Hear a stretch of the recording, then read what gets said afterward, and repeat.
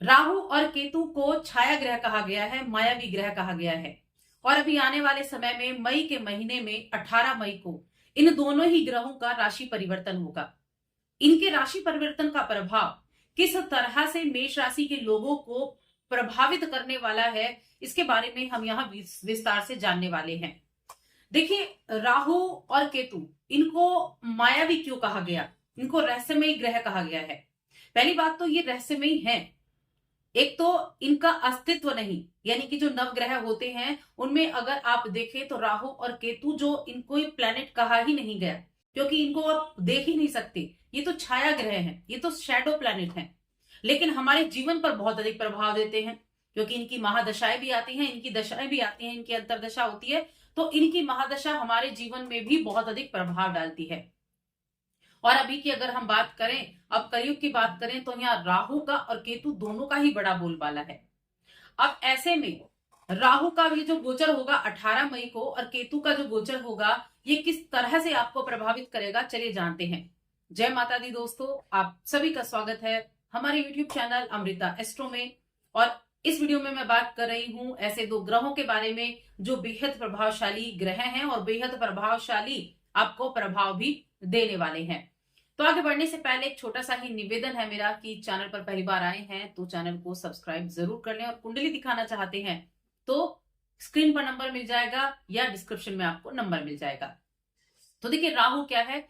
राहु एक ऐसा प्लैनेट है जो आपकी सोच का दायरा बढ़ाता है, यानी कि आपको एक पारंपरिक चीजों से अलग सोचने की आपको काबिलियत देता है। यानी कि जो व्यक्ति अपडेट होना चाहते हैं, अपग्रेड होना चाहते हैं, उनके लिए राहु शुभ रहता है। क्योंकि राहु को ना तो पुराना पसंद है ना पुरानी चीजें पसंद है। राहु चाहता है कि हमेशा नया हो, जो चल रहा है उससे आगे हटकर आप सोचें। और जो व्यक्ति इसी उसमें रह जाता है कि नहीं, जो जैसे चल रहा है वैसे ही चलता रहे, तो उनके लिए राहु फिर अच्छे रिजल्ट नहीं देते हैं। राहु एक ऐसा प्लैनेट है जो जिसको सब कुछ चाहिए, वो भौतिक सुखों से आपको जोड़ता है, भौतिक लगाव यानी कि सांसारिक सुख उसको चाहिए, ये मिला है, इससे ज्यादा चाहिए। और केतु क्या है, केतु डिटैचमेंट है। केतु कहता है कि सब मोह माया है।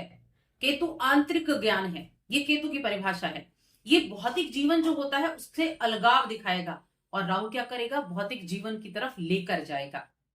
दोनों में बहुत अंतर है। या हम ये कह सकते हैं कि राहु एक्शन है और केतु उसका रिएक्शन है।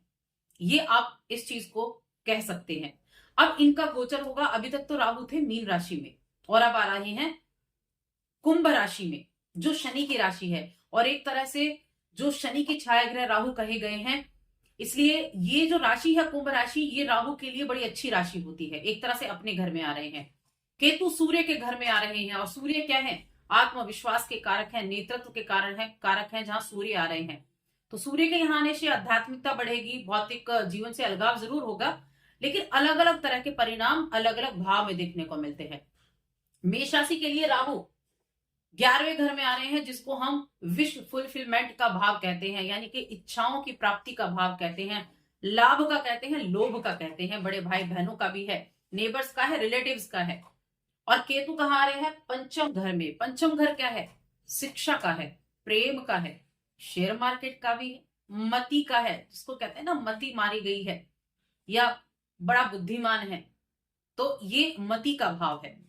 अब यहाँ इन दोनों के बैठने से क्या आपको पॉजिटिव मिलेगा, क्या नेगेटिव मिलेगा, क्या मिलेगा, तो हमेशा एक तो पॉजिटिव चीजों की तरफ चले, क्योंकि ग्रह अपने अगर आपको कुछ देने के लिए आए हैं तो वो देंगे, साथ में आपके कर्म भी निर्भर करेंगे, साथ में आपकी सोच भी निर्भर करेगी। अब 11वें भाव में बैठकर क्या करेंगे, सबसे पहली चीज ये विश्व फुलफिलमेंट का भाव है, इस चीज को याद रखें पहली चीज तो। अब राहु के यहाँ आने से क्या होगा, एक तो जो लंबे समय से अधूरी इच्छाएं थी वो आपकी पूरी होने के युग बनेंगे। अब कहा ना विश्व फुलफिलमेंट का भाव है, तो पुरानी इच्छाएं जरूर पूरी होंगी, क्योंकि राहु यहाँ बैठा है तो कहेगा पहले मैं अपनी इच्छा पूरी करूंगा, पहले मुझे इच्छाएं पूरी करनी है, जो मुझे इस घर से चाहिए उस चीजों पर मैं अपना अधिकार करूंगा, वो चीजें मुझे चाहिए, तो उनको पूरा करने का कार्य करेगा। अप्रत्याशित लाभ में मिलने की उम्मीद रहेगी, और प्रभावशाली लोगों से मिलने का संयोग भी बनेगा। बड़े भाई बहनों का सपोर्ट भी मिलेगा, बड़े भाई बहनों के ज्यादा आप नजदीक भी रहेंगे, उनकी बातों को बहुत अधिक महत्व देंगे, उनके ज्यादा अटैच रहेंगे आप। बड़े भाई बहनों के। अब केतु क्या है, केतु तो शिक्षा के भाव में बैठा है, केतु तो आपके संतान के भाव में बैठा है। एक चीज याद रखें, जब राहु आता है किसी घर में, तो गोचर की मैं बात कर रही हूं, जब गोचर में राहु आता है तो जब वो उस घर से रिलेटेड आपको चीजें देगा तो एक बलिदान पे देता है।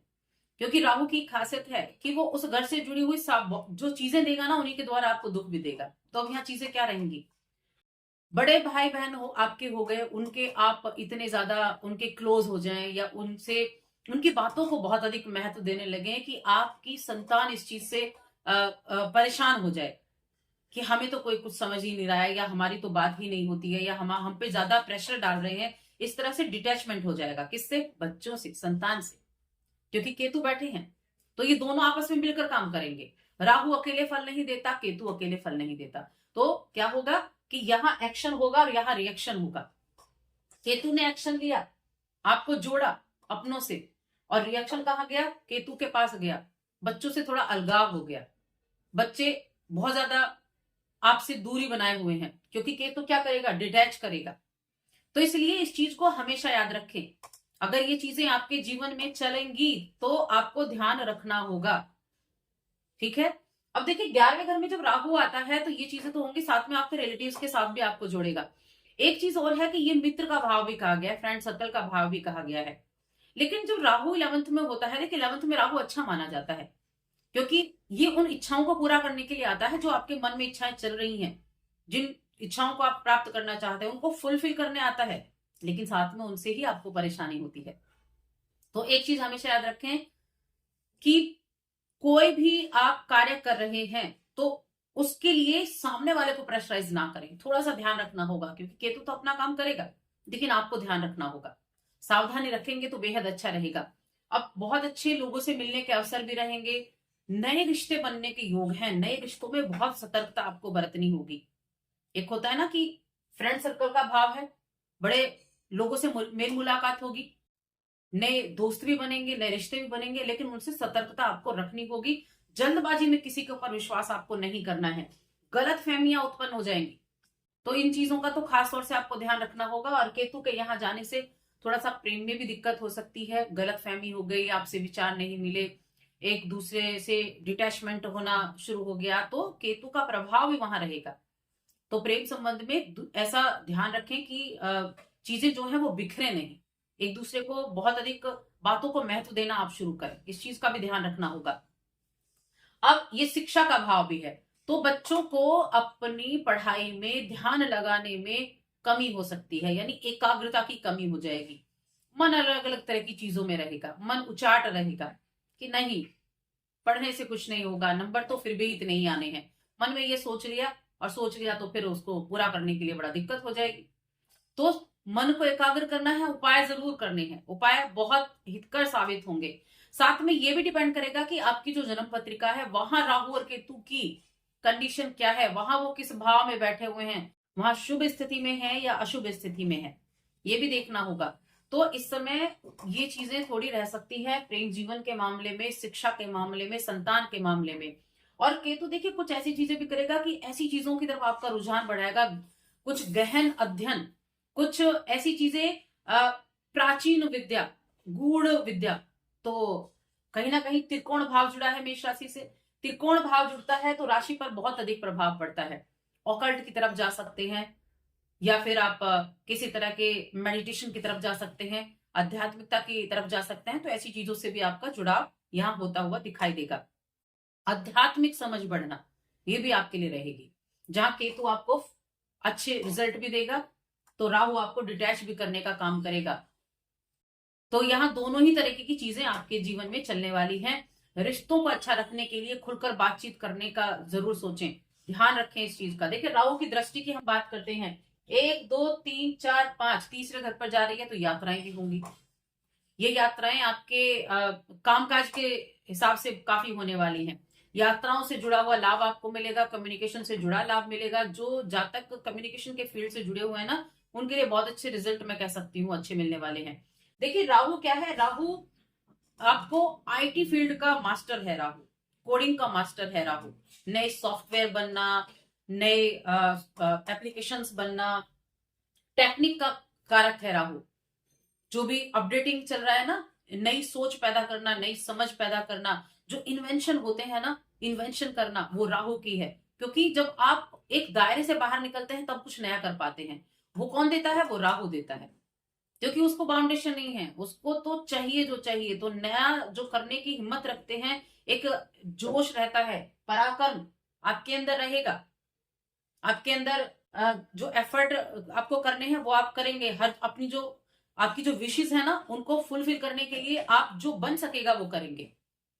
तो ये राहु का गोचर आपके लिए अच्छा भी है, लेकिन थोड़ा सा सावधानी भी रखनी है, क्योंकि जो चीज अच्छी है उसके नेगेटिव इफेक्ट भी आपको रहेंगे। तो थोड़ा सा ध्यान रखना है। शनि की 7.5 का प्रथम चरण भी आपके जीवन में शुरू हुआ है।